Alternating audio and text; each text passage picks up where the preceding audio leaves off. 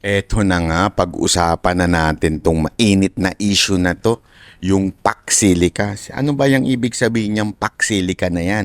Ipapaliwanag natin yan sa lengguwaheng maiintindihan natin. Kasi nakakalito, iba't ibang impormasyon na lumalabas, mga bias information. Kasi pinanunood ko sa mga mainstream media, aba talaga nga namang halatang funded. Halatang funded. Hindi ko alam kung sino nagka-fund sa kanila ha, pero pinababango itong paksilika na ito. Ano ba itong paksilika na ito? Ito ba ay makakatulong sa Pilipinas? Meron ba itong magagawa para sa bayan natin o para sa ibang bansa? Ayan ang tanong, di ba? Sabi nga, let's timbangin natin yung pros and cons ng paksilika nito. And let's not be parang bias in judging. Pakinggan talaga natin buong side. At yan ang ikikwento natin sa inyo ngayon. Kasi importanteng maunawaan natin yan eh. 'Di ba? Kaya meron akong notes ditong babasahin para sa inyo. Ano ba ang paksilika? Sa simpleng salita, ang paksilika ay samahan ng mga bansa na gustong gumawa ng mas ligtas at maasang supply chain. Ano to supply chain na to? Ano ibig sabihin yan? Ibig sabihin yung makakuha pa ng mga supply. Okay? Kaya nga supply chain eh. Diba? Ano yun? Computer chips o semiconductors? Ay, yan mukhang merong ano dyan ha, may cuts dyan. Artificial intelligence, kasi yan lang ang pinupush ngayon, artificial intelligence. Ikakabuti ito, ikakaunlad na ito. At meron pa ako nabasang comment na, bakit nyo ba pinupo na yan? Ibig bang sabihin yan gusto nyo forever na tayo maging baryotic at makaluma. Dapat makabago tayo ngayon, artificial intelligence.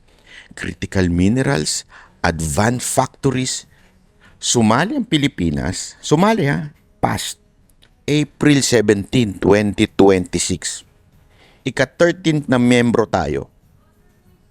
At inanyunso ito na 4,002 acres to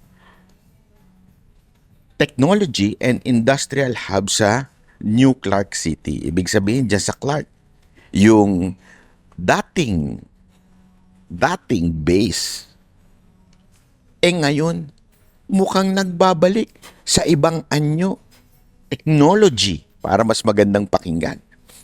Bakit ba kasi? At sino ba ang pinaka main proponent nito? Sino ba yung pinaka main na nagpupush nito? At sinali tayo. Alam nyo kung sino?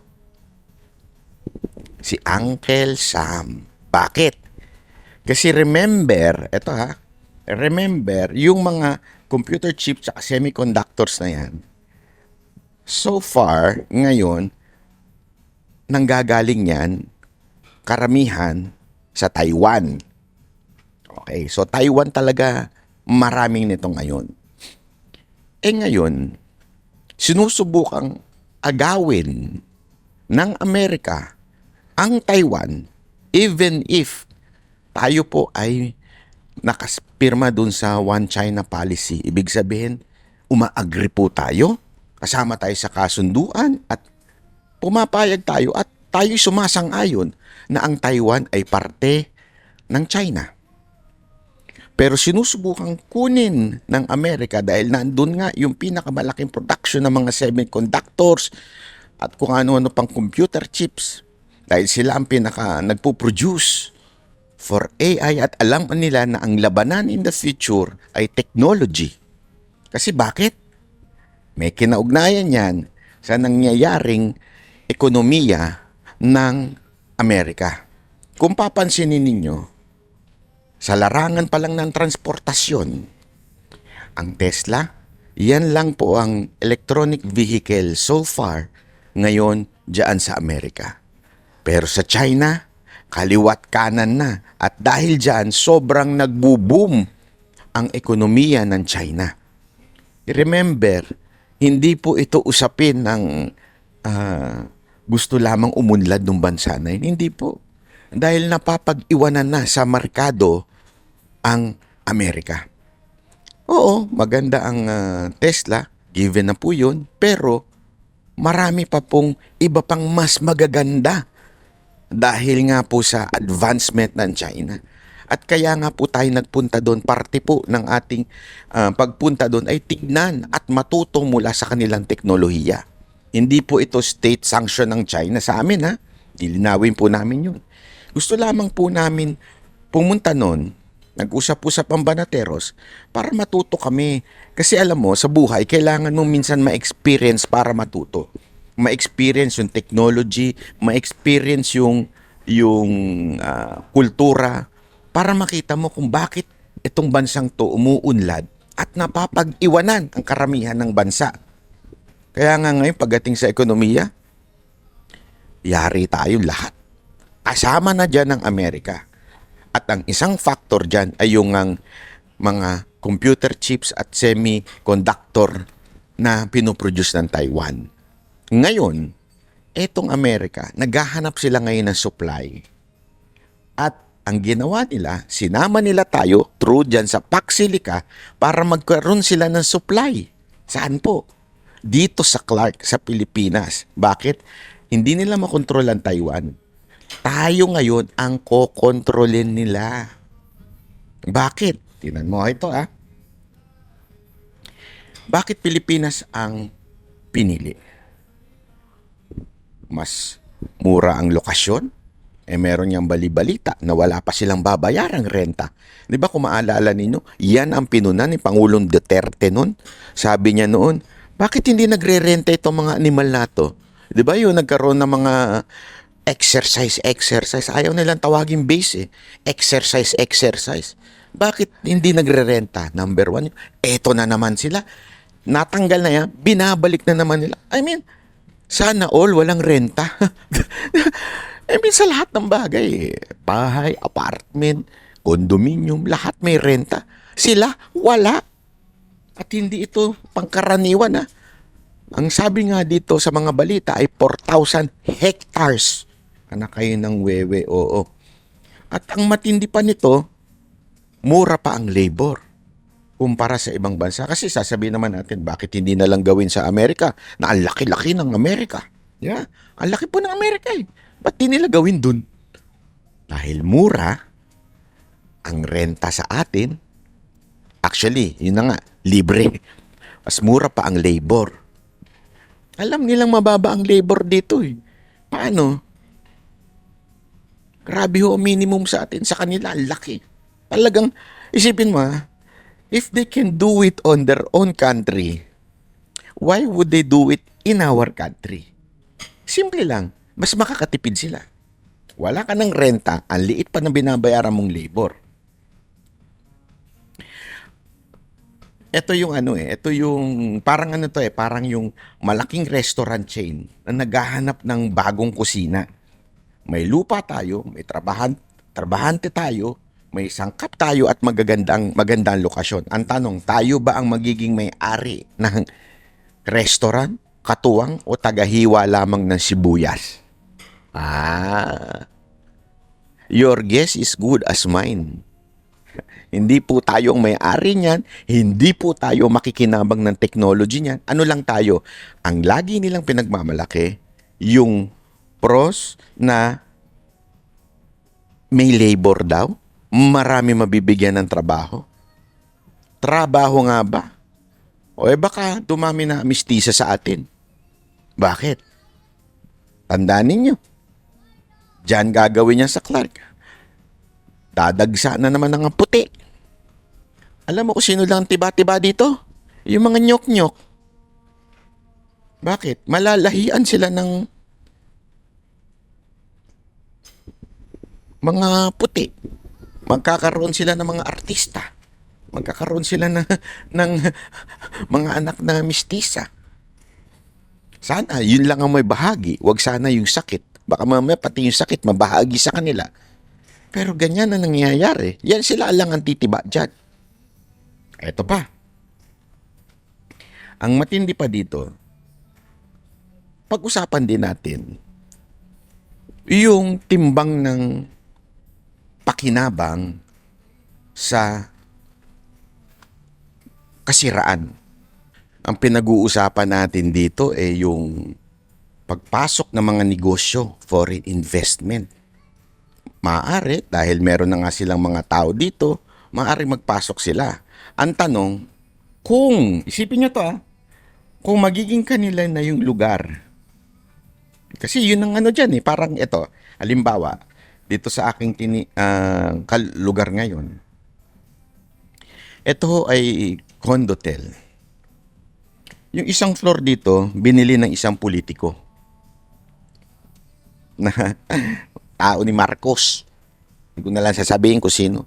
Binili niya isang floor. Pinapa-Airbnb niya ngayon yun. Yung isang floor na yon. Tanungin ko kayo, sino ang nakikinabang doon sa Airbnb payment? Sige nga. Di ba? Ang nakikinabang po doon sa Airbnb na yon ay yung pong bumili ng buong floor. Hindi po yung mismong establishment. Nagigets nyo? So, ganito rin po ang mangyayari. Etong lugar na kukunin nila, kung pumasok ang mga foreign investment, ibig sabihin, nagtayo restaurant, nagtayo ng kung ano-ano, sa tingin ninyo, ang makikinabang ba yung BCDA, yung Pilipinas, o yung nagrent o kumuha ng lugar na yon? Kasi hindi naman po sila kukuha ng permit sa atin sa kanila na. Ito nga sabi nga nila dito sa lugar na to, may sarili silang batas dito. Yung parang nangyari nun sa Clark, naalala niyo yung nangyari sa Clark? May sarili po silang batas. Kaya nga 'di ba mahigpit yung mga traffic diyan. Hindi mo kukunin sa LTO yung lisensya mo pag nahuli ka. Doon ka sa kanila magbabayad. So ganun din yung negosyo. So yung sinasabi nilang magkakaroon ng mga foreign investment, mga negosyo, kahit nga hindi foreign investment kahit Pilipino na magnenegosyo sa loob, baka una-una i-monopolize nila. Baka hindi nga makapagnegosyo yung mga Pilipino dun sa loob. O kung magnegosyo man, magtayo man ng bar, restaurant, whatsoever, spakolo o whatsoever ang itayo nila doon. Sa tingin ninyo, kanino sila magbabayad? Magbabayad sila doon sa mismong kumuha ng lugar na yun. So, hindi pwede mo masabi yung foreign investment ay isang kapakinabangan. Di ba? Magkakaroon daw ng high-tech factories. Ang tanong, tayo ba ang kikita doon? Hindi. Kung sino yung namumuno, training at technology transfer. Sabihin na natin, matuturoan yung mga Pilipino ng technology.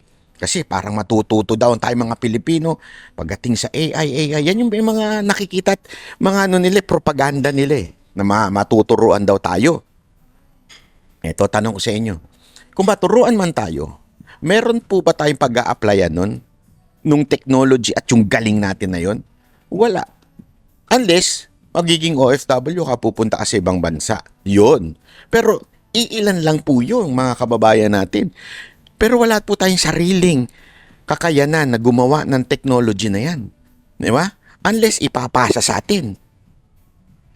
Actually, alam mo, mas may pakinabang pa nga tayo kasi ito, para lang sa kaalaman ninyo, Naikwento sa amin ni Pastor to nung bago po siya makulong, na nagkausap sila ng China na yung mga technology ng China, hindi lamang po tutulong kung sakaling siya po ay mamuno ng Pilipinas, ipapasa at iiwan yung mga gamit at mga technology iiwan.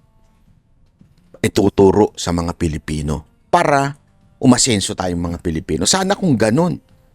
Hindi po ganun Hindi po ganun ang sinasabi dito. Dito, transfer of knowledge lang. Aanuhin mo ang knowledge kung wala kang gamit. Di ba? I mean, halimbawa, tuturuan ka halimbawa lang tuturuan kang gumawa ng isang napakalupit na computer with AI technology, wala naman tayong sariling gamit na ganyan. Wala tayong sariling kagamitan. Saan mo gagamitin yun? Alam nyo kung kanino? Sa kanila uli. So sila na naman makikinabang, hindi tayo. Ano pa? Ito pa sinasabi nila, mas maraming trabaho. Yan, posible. Dito, maging patas tayo. Yan, posible yan. Na magkakaroon ng maraming trabaho ang mga Pilipino.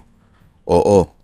Pero ang tanong, ito ang tanong, maraming ang trabaho. Kasi siyempre, dadami nyok-nyok niyan eh. Ha? Dadami mga masahista niyan eh. Di ba? Kasi nandiyan na yung mga eh.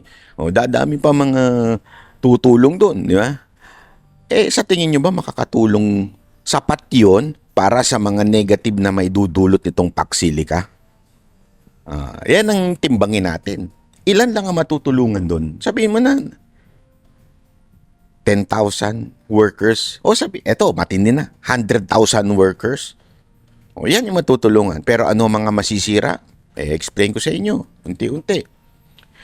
Ito pa ang additional na maitudulot daw nitong kagandahan. Pagkakataong umangat ang Pilipinas sa AI at semiconductor industry. Tama naman. Magkakaroon tayo ng resources. Ang tanong, yung resources ba na yun, tayo ang aasenso? O yung nagpapatakbo nun? O yung gagamit ng resources na yun? Dito ba gagamitin yun o babalik lang nila sa bansa nila yun? Hindi, kasi yan yung mga sabi nga, the devil is on the details. Mali. The evil is on the details. Basta yun na yun. Ibig sabihin, magandang tignan, maayos tignan, mukhang kaaya-ayang tignan, pero ang tanong, yung mga consequence ba nung details na yun? Yung mga mangyayari doon, yung mga pangit na mangyayari doon, at saka yung details na yun, worth it ba? Hello, ito ang tatanda natin napakinggan ko sa news. 99 years ang plano. Actually, ngayon to pinag-uusapan. Pumirma na tayo, pero yung mga details susunod na lang. Okay? At ang isa sa pinag-uusapan, 99 years. At ang matindi pa nga dito, hindi pa sigurado kung magbabayad. Which is, in history, ilang beses na nangyari, hindi nagbayad. Libre lang nating binibigay. Kasi nga, yan yung pangako. Ito kasing paksilika, ang dito, technology. Yung bases, yung US bases, yung mga armas, yung EDCA, mga armas, mga panggamit sa war. Pero ito, ang pambida nila dito ay yung technology. Pero the same shit in a different form. The same lang po. Kung ano yung meron doon na hindi tayo pwedeng pumasok, na hindi tayo pwedeng makialam, ganun. Dito, kahit presidente ka ng Pilipinas, hindi mo pwedeng pasukin yan. Once pumirma ka na dyan, sila na, para ng yan, parang Amerika. Kaya nga di ba American base? Parang ganito. Sa embassy ng Amerika, hindi pa pwede papasok ang Pilipinas at papasok ang presidente ng Pilipinas. Sandali, titignan ko yan. Kung maayos ang ginagawa nyo, may forced labor ba kayo dyan? Walang ganun. Bawal yun. Kasi ang isang embahada ay considered foreign soil. Ganun din ang mangyayari dito.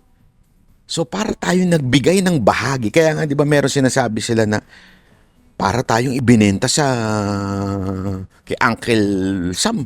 Ganun ang mangyayari dito. Sila na mamumuno dito, sila na lahat.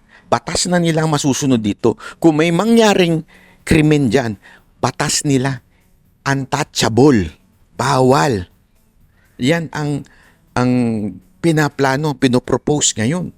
Tapos, imagine niyo 99 years. Aba, ina pa. Ano yung pinaglaban ni Bonifacio? Ano yung pinaglaban ni Aguinaldo? Meron ba pinaglaban si Aguinaldo? Sige, meron na nga. Ano yung pinaglaban ni Quezon? Ano yung pinaglaban ng mga bayani natin? Si Rizal. Anong pinaglaban ni General Luna? Pagkatas natin makalaya, magkaroon tayo ng Independence Day.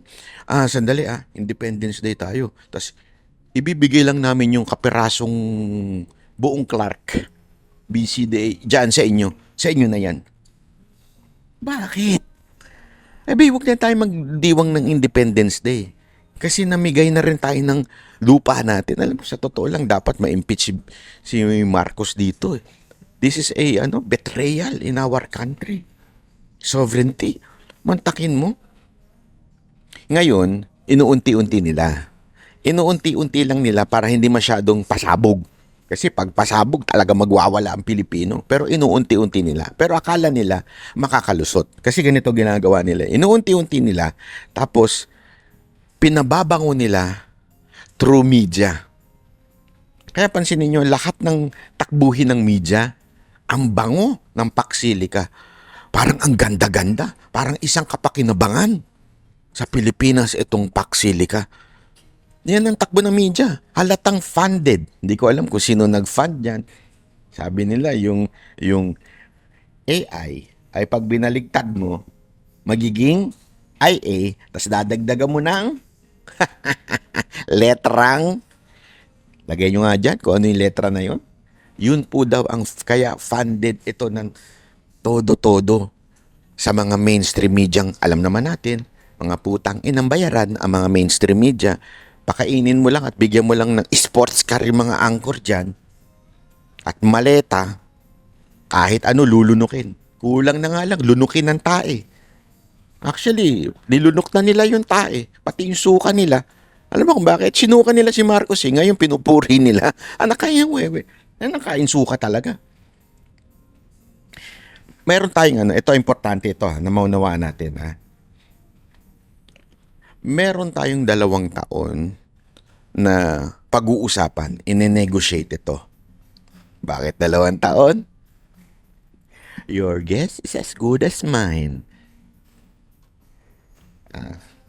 Kaya nga, ito'y may kinaugnayan kay VP Sara Duterte. Alam naman natin si VP Sara Duterte, hindi magpapaloko yan. Kasi yan ang advantage ng mga Mindanaoan leaders. Alam naman natin ang Mindanaoan leaders, yan ang mga hindi nagpasakop sa foreigners. Hindi talaga sila nagpasakop. Kaya, etong bagay na ito, ngayon pa lang, yung pagtatrabaho kay VP Sara Duterte ay hindi lamang ni Marcos. Take note, ngayon ko na lang napagtanto Isipin nyo ito na mabuti Sabi mismo ni Aimee, at saka ako sa tingin ko din, even before si Aimee din, di ba madalas ko sinasabi ito, nung nagpunta kami sa bahay ni BBM noon, this person cannot rule our country. Kaya nga hindi ako nag-BBM noong 2022. Bakit? Mahinang nilalang, sablay, alam mong walang alam. Tapos noong time na yon, ang bumibida-bida yung asawa niya. Alam mong yung asawa ang merong utak, tuso nga lang. Pero ang isa pang matindi dito, gumagalaw-galaw. Ang matindi dito, alam ko na hindi niya kakayanin. Planuhin ang lahat ng bagay nito. Ito, matindi. Yan din na sinabi ni Senator Aimee. Tinanong ko kasi, Ma'am, what do you think? Ang sagot niya is, yung na mga nasa paligid. Ano iniisip ko? Yung nasa paligid, can they do it synchronize? Yung banat kay VP Sara Duterte. How come synchronize ang banat kay VP Sara Duterte? Sabihin, kung sinasabi ni Aimee Marcos na yung mga natao kasi sa paligid, nagbibida-bida, nag-e-epal-epal, bla bla bla, ganyan-ganyan. Oo, tama. Pero bakit synchronize? Parang may kumukumpas. Naiisip niya na yung naiisip ko. Kontrolado kasi yung presidente. Remember, may mga pera ito na nasa Amerika. Alam niyo na ibig ko sabihin. Posible kaya na tumahimik ka, kami nang bahalang magpatakbo, we will make sure na you will not be ousted by anyone. Kasi remember, sabi nga nila, ewan ko may mga nagsasabi sa akin. Pero noong una hindi ako solved doon sa ganyong teorya. Sabi nila, any kind of revolution, any kind of move to legally or illegally, the president will not succeed without the US authority or command. Noong una, iniisip ko, Paano nangyari yun? I mean, how? I mean, ganun ba katindi ang hawak ng Amerika sa Pilipinas? Ngayon ko lang nare-realize na parang ganun nga ang nangyayari. Kasi if Marcos is weak and Marcos is not in control because of whatever he is taking according to Senator Amy, but the attack against VP Sara is synchronized. Ibig sabihin, sabay-sabay, pare-pareho, parang may direksyon, parang may kumukumpas. Therefore, sino yun? Who is the strong man o strong person na nagko-control sa lahat? From executive, legislative, and even the judiciary. Your guess is good as mine. AI. Baliktarin nyo na lang. Di ba? Because, in history, sila naman talaga ang laging ganyan. They would choose their leader na makokontrol nila para makontrol nila yung bansa na yun. For what reason? Eto na yung reason. Eto na yung reason. Pax Silica. Pax Silica would help the economy of America to compete. Kasi honestly, kahit i-check nyo nga sa YouTube, ang dami dyan. Mga foreigner to mga puti. Lagi nagko-compare. Train of America versus train of China. EV of America versus EV of China. Technology of America versus diba? Tandaan nyo yung mga Silicon Valley. Wala na. Taob na. Kayo mag-google, tingnan nyo sa YouTube. And feeling ko, tama si Trump bilang isang negosyante. Ano yung kanyang pananaw sa negosyo, malayo. Kasi nga negosyante siya. And the only way para bumangon ang Amerika is this. Pax Silica. Dapat sana yung Taiwan. Kaya lang, kung kukunin naman nila yung Taiwan, they know na hindi magbaback down ng China. Papalagan China and it will be a great war na hindi kayang tustusan ng Amerika. Bakit? They have a war right now in Iraq. So they cannot handle two wars and they cannot handle having a war against China. Alam nila yan. They cannot even lift any finger na kahit na maliit. Hirap na nga sila eh. Kaya tingnan nyo, iba na yung salita ni Trump. Laging pakikipag-coordinate, a relationship with China. Bakit biglang parang nagbago? Tapos suddenly, lumabas ang Pax Silica. So hindi na Taiwan ang target, tayo na. Bakit? Why would I spend so much time, money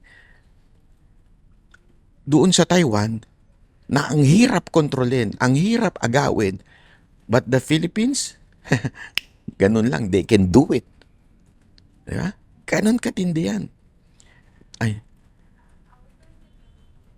dito lang naman ako. Sige, bigyan mo lang ako ng 5 minutes. Valerie? Hanggang oras kayo? Tapos, sige, wind up lang ako, ha? Mag-guys lang ako. Bigyan mo lang ako ng 5 minutes. Yun na, sarado na daw tayo. Sige. So hanggang dito na lang po tayo. Pinapalayas na ako ni Valerie.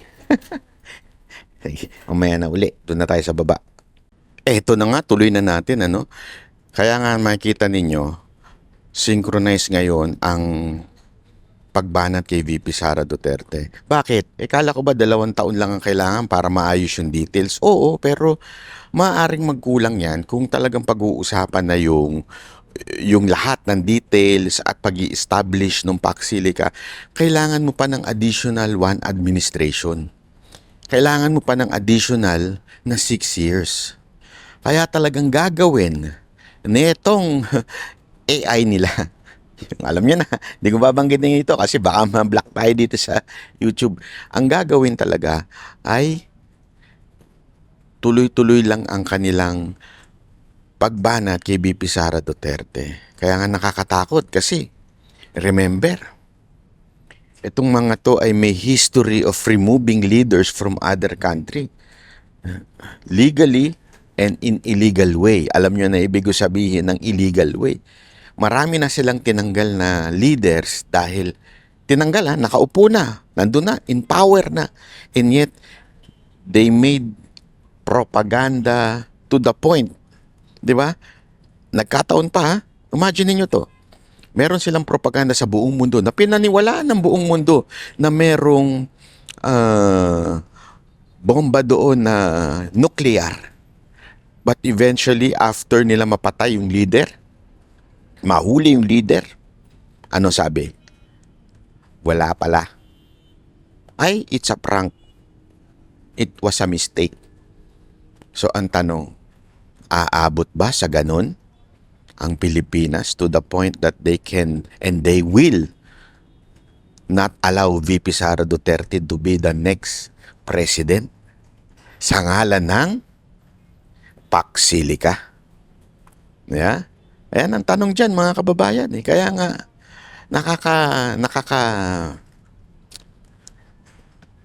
nakakatakot ito. Nakakatakot ito dahil aside from napakaraming negative na magagawa ito sa bayan natin. O punta na tayo doon sa mga negative na maaaring magawa nito sa Pilipinas. Ito. Dapat malaman natin magkano investment na nakasulat at garantisado. Kailangan let's demand parang transparency on this. Hindi pa pwedeng secret deal. Kasi pag secret deal, malamang may tinatago sila. Kailangan natin malaman ano ba talaga yung pakinabangan sa atin. Ilang trabaho ba talaga ang ibibigay sa Pilipino? Baka naman kukuha lang din sila sa ibang bansa. Hindi natin masasabi kasi remember, sinasabi nila mabibigyan tayo ng trabaho. Ang tanong, ilan ba ang garantisado mabibigyan ng trabaho? Magkano ang minimum o yung average salary? 'Di ba? May technology transfer pa o knowledge lang? Kasi kung knowledge lang, nonsense. 'Di ba? May mga training bang gagawin? Ilang porsyento ng supplies manggagaling sa Filipino companies? Baka naman kukunin din sa China yung mga gagamitin. So, anong pakinabang natin? Pwede yan baka sabihin ninyo, baka ko ba kalaban ng China? Hindi. Pagdating sa negosyo, ang China naman, negosyo lang. Siyempre, kung kukuha sa kanila ng marami, bakit hindi nila ibebenta? Sino may-ari ng infrastructure pagtapos? Pero grabe, 99 years, patay na tayo lahat. By that time, patay na tayong lahat na nag-uusap ngayon. Ang tanong, iiwan ba sa kanila yon? O baka magkakalimutan na? Kasi remember, meron ba tayong naiwan?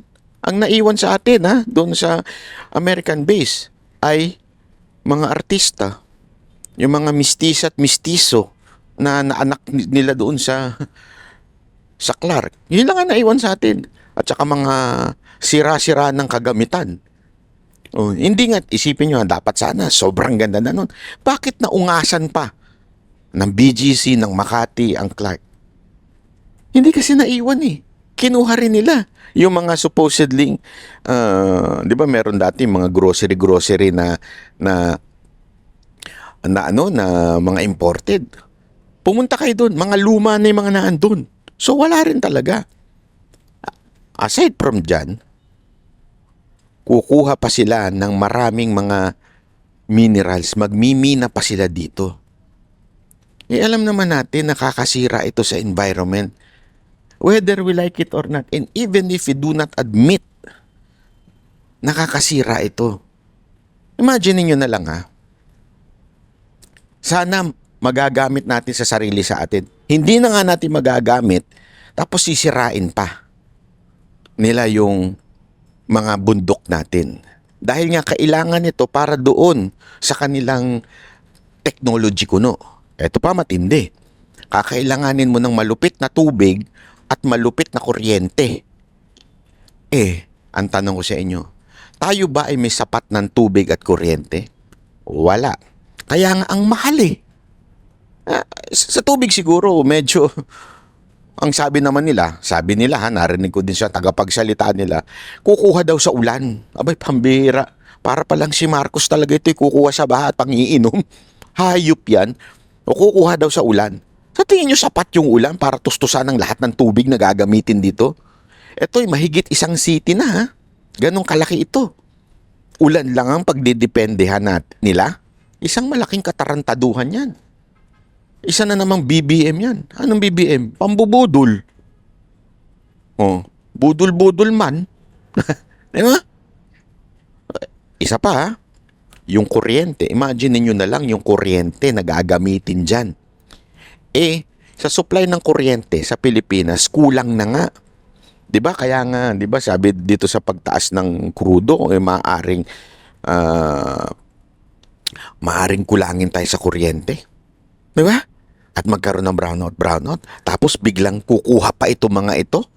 At yung kuryente na gagamitin dito, matindi ha. Hindi ito yung ordinary. So, posibleng magkulang ang supply ng kuryente sa Pilipinas.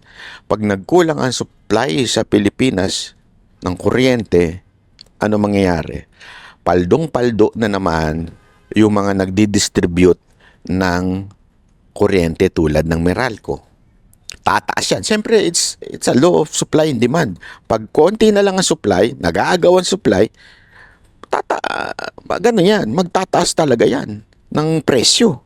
Di ba? Matik na yan. Ngayon pa nga lang hindi tayo dumagdag ng konsumo ha. Tingnan ninyo. Kung kayo umaaray na sa presyo ng kuryente ngayon, lalo na pag dumating niyang paksilika na yan, aaray talaga tayo dyan. Kasi, gano'n lang naman kasimple yan. Huwag na tayo magpaligoy-ligoy. Kakailangan sila ng matinding kuryente dyan. Aagaw yan sa buong Pilipinas. Pag umagaw yan, ubos. Siguradong tataas ang presyo ng kuryente. So, ngayon, kung tumaas ng times 2, baka pagdating niyan, sa panahon, baka umabot pa ng times 4 yan. So, kunwari, ang konsumo kasi ngayon, naririnig ko, konsumo lang nila 5,000 dati, ngayon 10,000 na. Yung iba nga, 7,000, ngayon 14,000, 15,000 na. Abay, abangan ninyo. Magiging 45,000 yung kuryente nyo in the future, kung sakasakali. Kung mangyayari at hindi nila maaayos ito. Kasi, saan ba nila kukunin yan? Alam, generator, alam naman solar lang. Hindi. Siguradong makikiagaw yan. Kaya, sabi nga nila, kung titimbangin mo yung benepisyo na quote-unquote trabaho, oo nga, sige nga, dumami man na may kakatrabaho, 100,000, pero ilan ang mga apektuhan ng mga Pilipino? Buong bansa. Ang matutulungan, wala pang 0.001%. Pero ilan ang mga apektadong buhay? Buong bansa. Diba? Yan ang matindi. Tapos, pag sinira pa kalikasan, matik yan sa mga karating lugar nila, bahayan. Kasi remember, di ba, kaya nga sinasabi nila, salamat at kahit papaano yung Sierra Madre, maayos-ayos pa kasi nababangga nito yung, di ko alam kung papaanong paliwanag dyan, pero marami nagsasabi na, lalo na mga scientists and mga environmentalists, sinasabing dahil sa Sierra Madre, kaya napipigilan ng mga bagyo, di ba? At pagbaha, kahit papaano. Imagine niyo yan. Sisirain nila. Walang pagmimineral na hindi makakasira. Oo, sasabihin nila, there is such thing as legal mining. Yes, pero kasi po ako, na-experience ko po yan Na-experience ko po nakita ko po yan. Naalala ninyo nung si Secretary Lopez, hinirang ni Pangulong Duterte. Sumama kami dyan. Lumibot kami, helicopter. Ipinakita niya sa amin ang mga lugar. Alam mo kung anong style nito mga environmentalist na to? Pupunta sa environmentalist, yung mga mineral company, pupunta sila doon sa barangay at magbibigay sila ng pagkain, magbibigay sila ng patubig, tapos magbibigay sila ng trabaho. Tapos sasabihin nila doon sa mga barabarangay doon na yan ang resulta ng pagmimina natin. Mabibigyan kayo ng trabaho, masusuplayan namin kayo ng kuryente, masusuplayan namin kayo ng tubig kasi may nagmimina dito. Yung mga barangay doon, tuwan-tuwa naman. Oh, honestly, nakausap namin tuwan-tuwa sila. Pero, nung tapos na nilang minahin, kasi remember, ang environment hindi nare-replace yan. Panoorin nyo mismo yung interview na nagsabi sa bilyonaryo. Yung mga minerals, hindi nare-replace yan. Hindi tumutubo yan. Hindi yan parang halaman. Pag nawala na yan, wala na yan. Anong gagawin? Alam mo yung mga napunta namin mga lugar? Pagkatapos masira yung bundok, pagkatapos mamina lahat yung mga kayamanan doon, iniwan ng titiwangwang, sobra yung acid ng tubig. To the point, wala nang magamit yung barangay. So after mabigyan yung barangay, mabigyan kayo ng konting pagkain, mabigyan kayo ng konting kuryente, matutuwa kayo, may trabaho kayo. Pero pagtapos nung maubos na yung bundok na katabi nila, lahat sila ngayon nagsasaper. Yan ang buhay sa pagmimina. Sa simula, tagumpay. Parang kasino. Di ba sa kasino, pagpunta mo sa simula, ipapanalo ka. Parang may CCTV na panalo to, bago to, may pera to, malululong to. Ipanalo natin yan sa simula. Tapos eventually, talo ka na. Ubus ang pera mo. Lahat ng naipanalo mo nung una, 10 times nang naubos ng pera mo. Ganon ang pagmimina. Parang sugal. So sa simula, mukhang kikita ka. Sa simula, mukhang may pakinabang ka. But eventually, ubos ang kalikasan.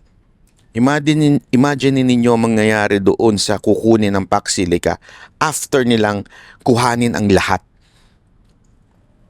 Kasi kukunin nila yung minerals, gagamitin nila for technology.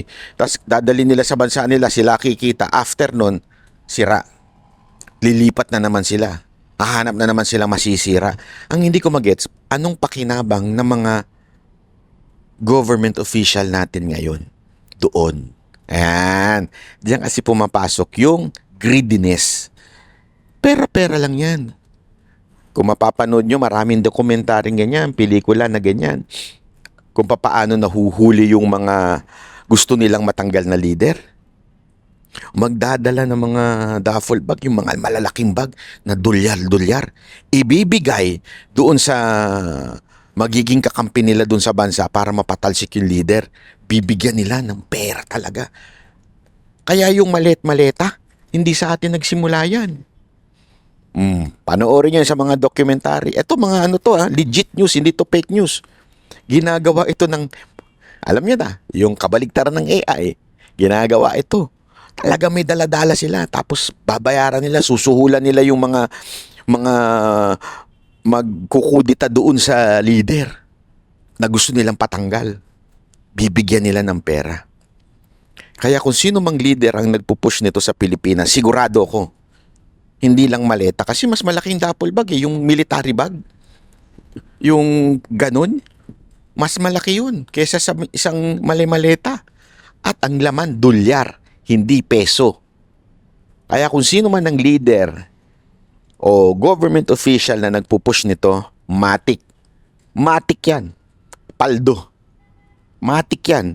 Masagana ang buhay. Baka nga ang kapalit niya na citizenship sa bansa nila . Yeah? Matik yan. Sigurado ako, yan ang mangyayari dyan. Kaya alam mo, nakakatakot to. Gagamitin. Kasi magkano lang yung, bigyan ka ng $1 billion. Magkano lang yan? Kayang-kaya nilang kitain yan. I-remember, ang pinag-usapan dito, 99 years na kukuhanan tayo ng kayamanan, itatransfer nila sa sarili nila, sa ekonomiya nila, at tuloy-tuloy na nagpuproduce ng pera sa kanila to. Remember, bakit nila gagawin ito? Kasi nga, nauunahan na sila ng China. Alam mo, yung nangyayari sa China ngayon, eye-opener to. Hindi nyo ba napapansin? Oo, Hindi ko sinasabing perpekto at hindi nag-aabuso ang China. That's not what I mean. Oo, maaring umaabuso sila in some point. Marami ako. Inis ako sa mga mga tarantadong Chinese dito sa Pilipinas eh. Lalo na yung mga nasa club. Sarap sipain talaga niya mga yan eh. Oo, pero ang akin ito. Diba? Yung synchronized na paninira, propaganda na paninira sa China, sa tingin ninyo, kanino nang gagaling yun? Sa mga Pilipino lang? Kalokohan. Alam niyo kung bakit? Kasi para kumampi tayo uli sa Amerika. Eh, alam nila na tayo ay uto-uto sa Amerika. Paano, pag-aralan ninyo kasaysayan. Kaya nga hindi na ito alam ng mga henerasyon ngayon, yung mga Gen Z na pasosyal, hip-hop, yung mga ganyan-ganyan, na hindi, America yan eh. We're cool with that. Gago. Squawking na ngayon yan. Sa totoo lang, squawking na ngayon yan. Tapos gusto nyo maging ganyan? Para saan? Kasi nga, meron tayong colonial thinking na ibabangon tayo sa kahirapan niya ng mga puti. Ibabangon tayo ng, naku po, maniwala kayo sa...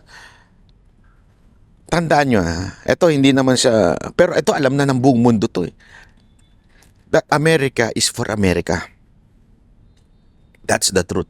That you cannot argue ang America is for America. Actually, sa totoo lang, tama naman din yun. Para sa kanila.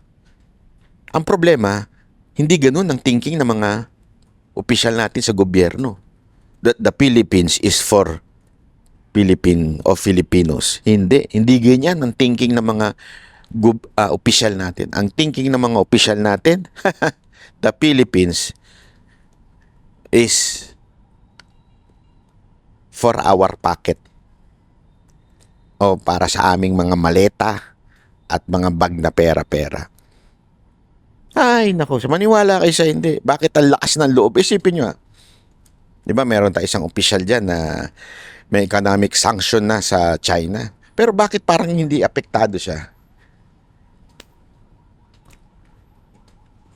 Kasi nga, alam naman natin, malamang, yung pangarap niya makapunta ng Amerika, sigurado man nakapunta na yun. Baka hindi lang yun ang pangarap niya.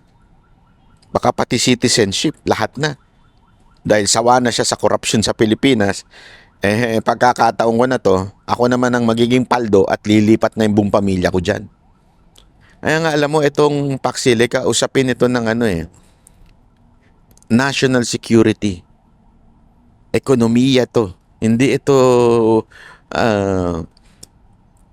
basta-bastang simpleng pagninegosyo lang. Ito talaga ay ikakabagsak ng ekonomiya ng Pilipinas at ikakaangat ng ekonomiya ng bansa na nagpapasimula doon sa Paxilica. May dalawa pa pun taon. Meron pa pun 2 taon na pag-uusapan to. Kaya dapat nating bantayan. Ito yung mga dapat nating bantayan. Ilabas ang buong deklarasyon at lahat ng implementing agreements. Number 1 yun. Sabihin ang eksaktong haba ng paggamit sa lupa. Hindi pwede yung automatic renewal. Wag ganun. Ilabas ang hatian sa kita, renta, buwis at incentives. Hindi pwedeng yun. Linawin kung sino mamamahala at anong batas ang masusunod.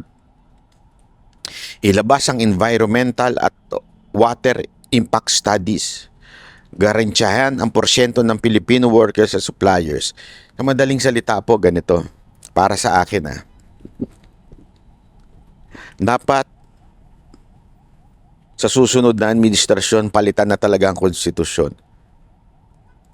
That anything na papasuking agreement ng Pilipinas should be voted by Filipinos. Bakit?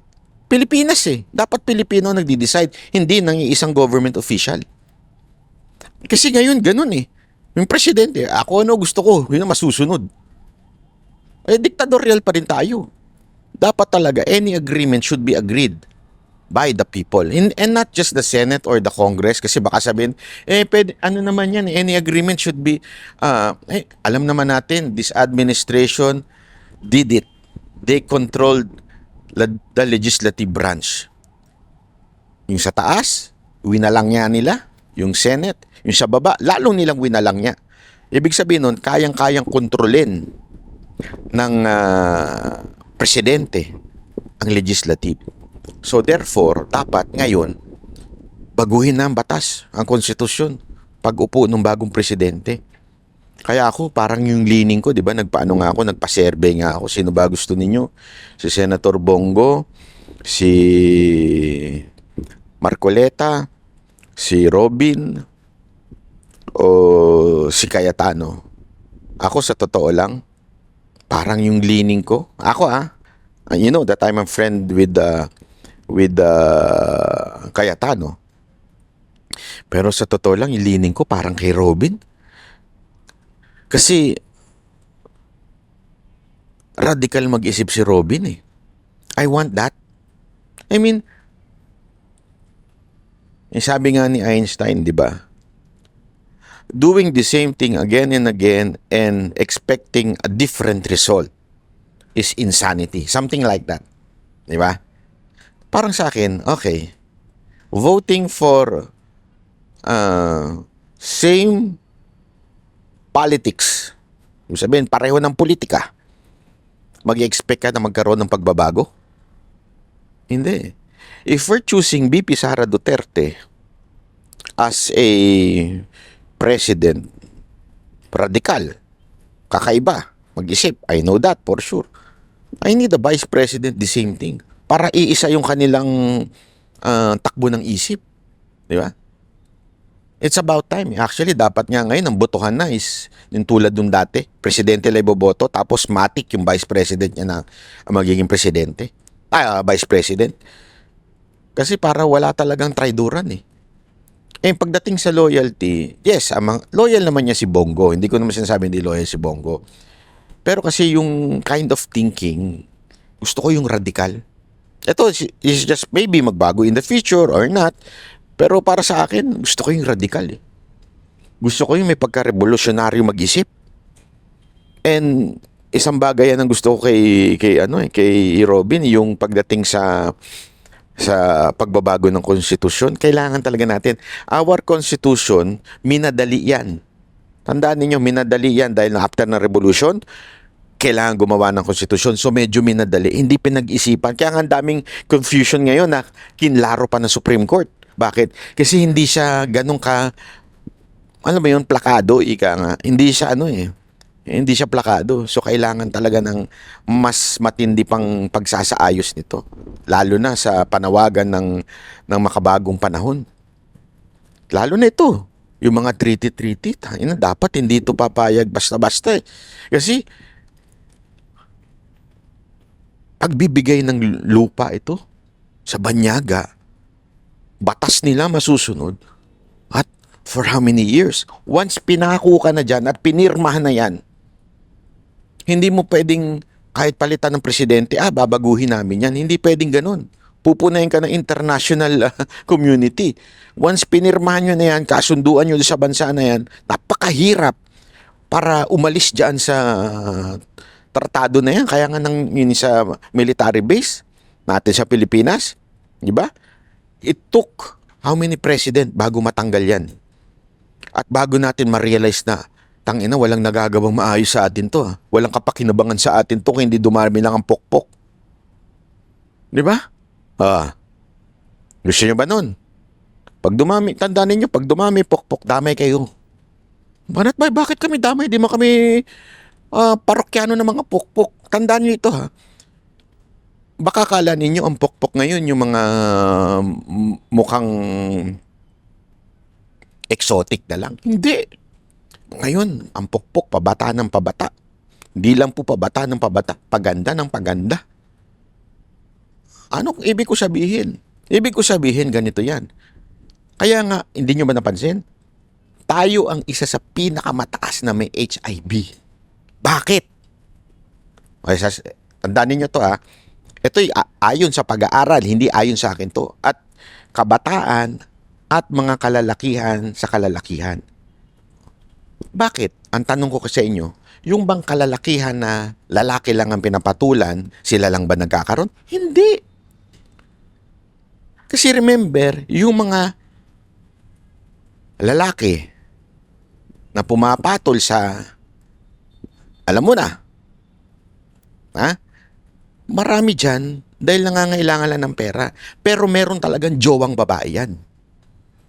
At yung jowang babae, ganun din ang trabaho. Ano? Walker din. O ngayon, imagine niyo yung lalaki na pumapasok kung saan saan hindi dapat pasukan, ipapasok niya ngayon doon sa jowa niya na nyok-nyok din. Yung jowa naman niyang walker din, aba, kukuha ng lalaki na straight, na mayayaman. Tapos, anong mangyayari? So, mula doon sa isa, nalipat na doon sa isang parokyano. And it's reality, this is not pambabastos Kaya isa tayo sa maraming pagtaas o mabilis na pagtaas sa sakit na to. Imagine niyo na lang, what will happen? Hindi lang ekonomiya ang babagsak sa atin, hindi lang politika ang babagsak sa atin, pati health babagsak sa atin, pati the next generation apektado nito.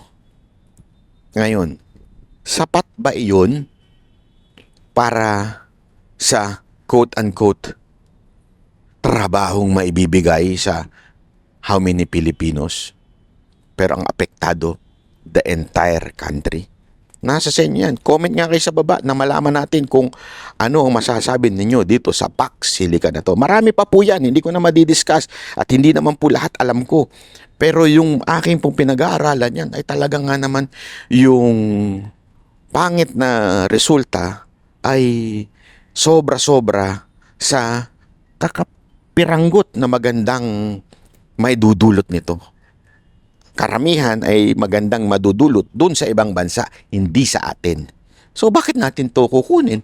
I mean, halimbawa na lang, magpaparenta ka, magpapa-Airbnb ka. Mas may pakinabang yung mag-Airbnb kesa sa'yo. Gusto mo yun? Anong klaseng negosyante ka? Ano to, libre? Unless, ako bilang nagpaparenta, ay may utang doon sa tao na yun, at para mawala yung utang ko na yun, sige na. Bahala na kayo dyan. Ay, di ba? Parang gano'n na nangyayari. Dahil yung ating pinuno ay may pera dyan sa bansa na yan. Come to think of it. Comment kayo dyan babasahin ko yan. Maraming salamat po.